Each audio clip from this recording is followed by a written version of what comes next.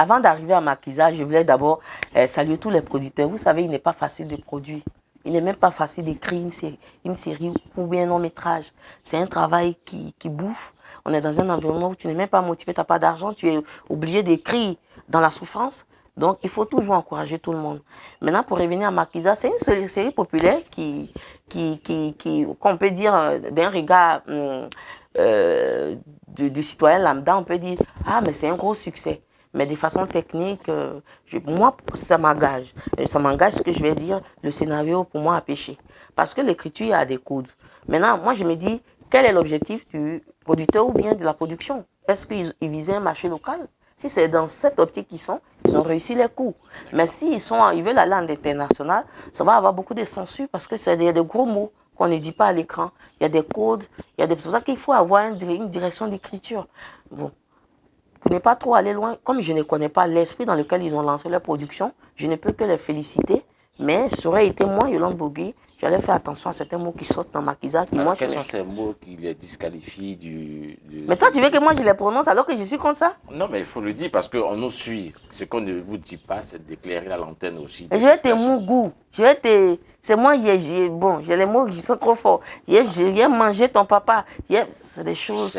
Pour les enfants, c'est pas bon. D'accord. C'est pas bon parce que j'ai été étonnée. Ma petite fille disait ici, je vais te mougou, c'est moi et te mange. Moi, j'ai dit, mais c'est pas dit, maman, ça va être dans la télévision. Donc, tu vois, ça, c'est pas des choses. Il faut faire attention. C'est vrai, on cherche du buzz, on cherche l'attraction, mais la production, faire des films, c'est enseigner, c'est éduquer les gens. Donc, si on ne fait pas attention, on tombe dans autre chose et c'est pas bon pour la population, c'est pas pour demain. Alors, Yolande Bogui, c'est aussi la signature de certaines séries ou des téléfilms qu'elle a réalisé, l'histoire d'une vie. D'une vie 1 et 2. Et après, on s'est déporté sur Cacao. Déjà, raconte-nous un peu comment l'idée est venue de créer ces productions-là, l'histoire d'une vie 1 et 2. Bon, l'histoire d'une vie, en fait, c'est une histoire que je portais. C'est pour ça que je dis, je reviens, peut-être qu'on a fermé la porte, mais je dis toujours que ma famille m'a aidé. Parce que là-bas, j'ai vu comment les choses se faisaient et ça a nourri un peu ce que j'avais déjà en moi. Parce que le talent ne suffit pas. Il faut encourager le talent, il faut embrober le talent d'expérience, de formation et du tout. Donc l'histoire d'une vie, c'était une histoire que je voulais raconter. Une belle histoire, mais qui parlait, moi j'aime les films d'impact. On peut me le reprocher, mais je me dis, il ne faut pas faire des choses pour faire les choses. Quand tu fais quelque chose, il faut que ça reste dans le mind des gens. Il faut que les gens se disent, mais ce projet, qu'est-ce qu'elle voulait nous dire? Donc, l'histoire d'une vie, j'ai collé mon projet à la crise ivoirienne. Et je donnais mon regard en tant que jeune femme sur la crise ivoirienne. Et je pense que ça a eu son impact parce que jusqu'à aujourd'hui, les gens me disent ah, merci pour le message que tu as donné. Ah, tu as vu la guerre avant, hein? Tu vois clair, tu as eu le flair et tout ça. Et c'est ça qui est mon raison, c'est ça qui me donne la force de continuer. Maintenant, cacao aussi, c'est la même chose. Je suis fille de planteurs de cacao. Mon père avait une grande coopérative.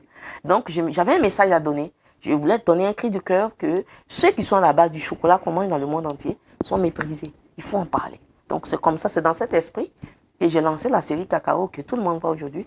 Je pense que même si le scénario de base a été quand même amélioré, parce que toute chose est à port. Pas qu'on dit non, c'est pas comme ça, je voulais raconter. Les gens ont plus d'expérience. Ils nous disent comment les choses se racontent dans le monde. On a bien raconté, mais on n'a pas oublié ce qui était important. Mettre toujours la caméra sur ces personnes en brousse qui sont dans les champs de cacaoyers, qui ont besoin d'être vus et tout. Et je pense que le réalisateur Alex Ogou me l'a donné. Moi, je ne cesse de le féliciter. Il a fait un travail formidable. Les musiques que je voulais sont ressorties. J'ai adoré. Alors, aujourd'hui, si on veut mettre sur un plateau, une balance, l'espace ou le paysage audiovisuel ou cinématographique en Côte d'Ivoire, comparé au Nigeria, qu'est-ce qu'on doit faire pour atteindre ce niveau? Les mentalités doivent d'abord changer. On a cette lenteur en Afrique francophone qui casse l'élan de tout créateur. Les anglophones, ils sont directly, c'est-à-dire c'est ça, c'est ça. Ici, il y a trop de choses qu'ils prennent en compte. Il faut être connu de ceci, il faut connaître Pierre. Pierre doit parler à Paul.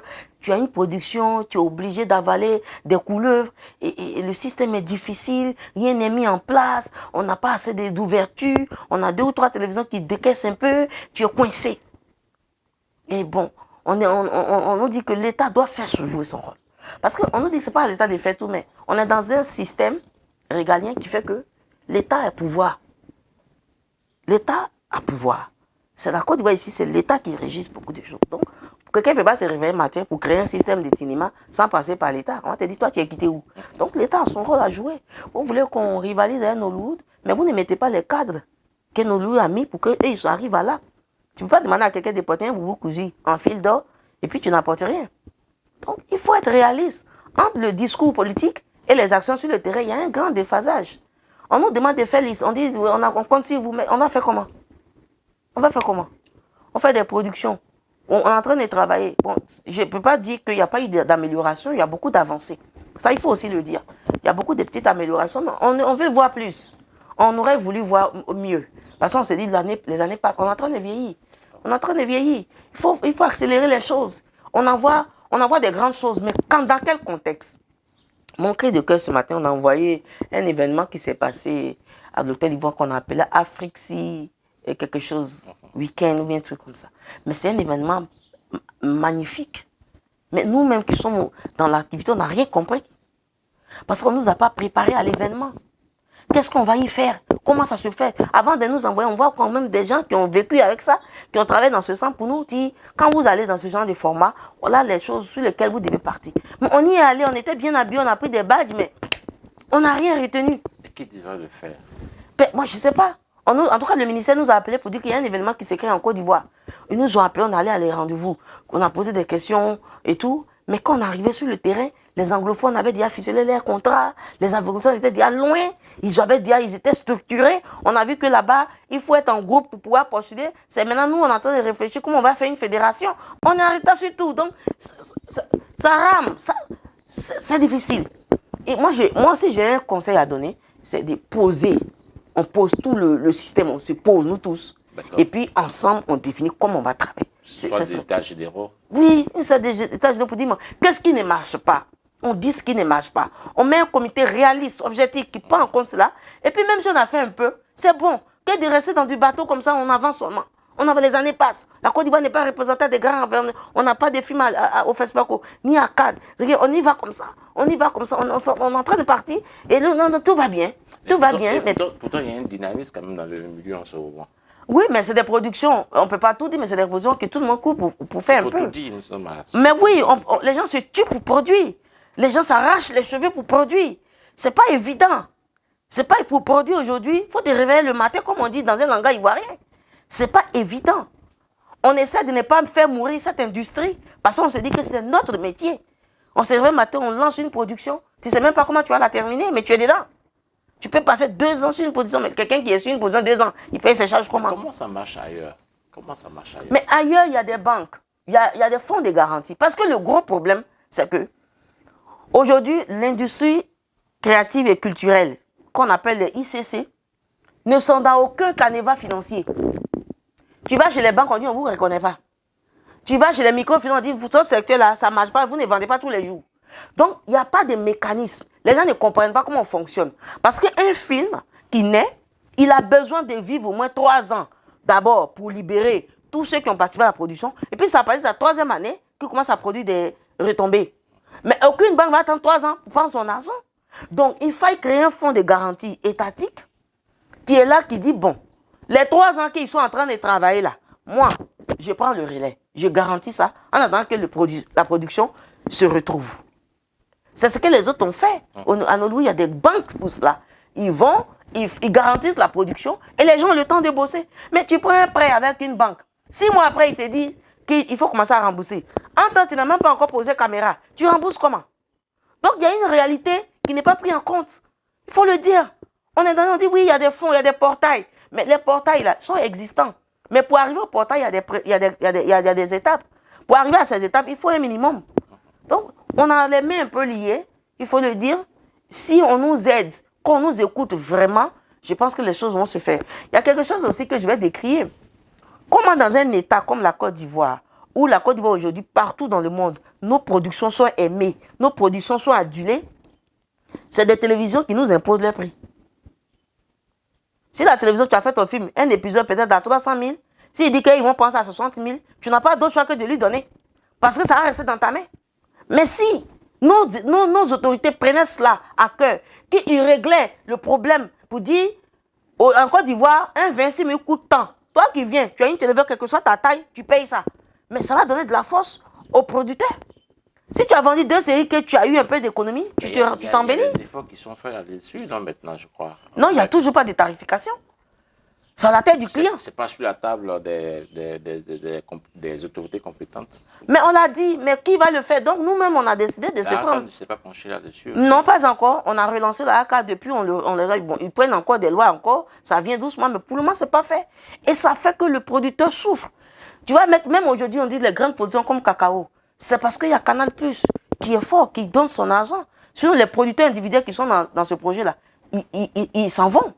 Parce que quelqu'un peut pas mettre ses 100 millions dans quelque chose et puis, à la fin, il ne se retrouve pas. Il ne va pas revenir une seconde fois. Il y a une réalité qui est là. Tu finis de produire le film, tu ne peux même pas le vendre. Bon, tu prends Canal pour faire une première portail. Quand Canal a pris, tu fais deuxième portail, peut-être ils vont trouver une télévision qui s'entende pour dire qu'ils vont diviser en deuxième position. Quand ils ont fini là, tu vends à qui?